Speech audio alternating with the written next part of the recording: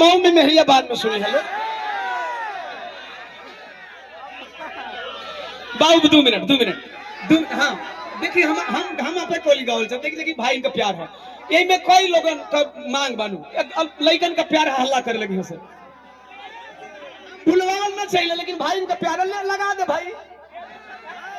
तेलू प्रधान जी 20 रुपया बैठ जा भैया लोगों ने लगा दिया कर फिर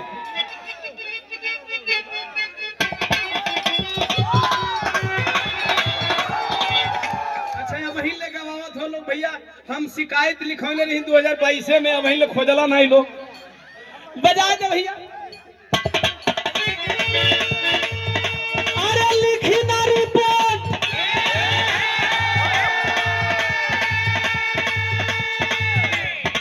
मीरा जी जब आदमी अपन जन्माई ते ही तो लोग गाला कल तोहार लइका आजकल दूसरा का गीत के गवैया कतो पहले हम गौली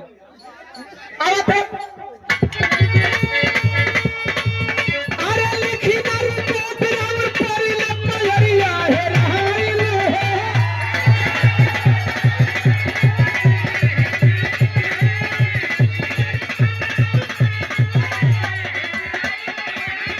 अरे लिखी ना रिपोर्ट रावण परी लपयरिया है रहाइल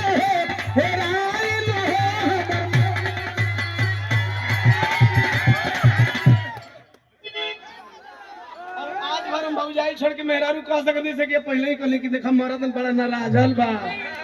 उजर साल ओढ़ले बा नूरानी तेल लेके आवत रही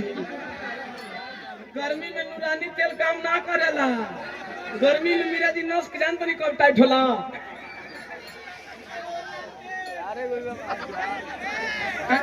नहीं जब जेवाई न करुआ तेल मोलाला तो 200 रुपया। अशोक प्रधान जी जमुई से 200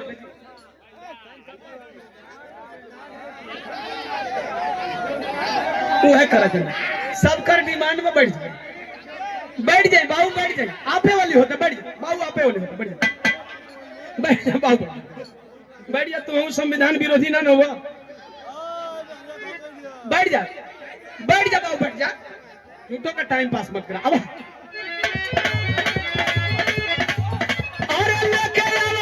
साहबों के ससुराल से अभी भी रहा पर उतरली मोटर गाड़ी से कल छोड़ रहे दिया रे हम कने छुट गइल सथवा की में तेरे करिया है ये नु आहो अरे छूट गइल सथवा की में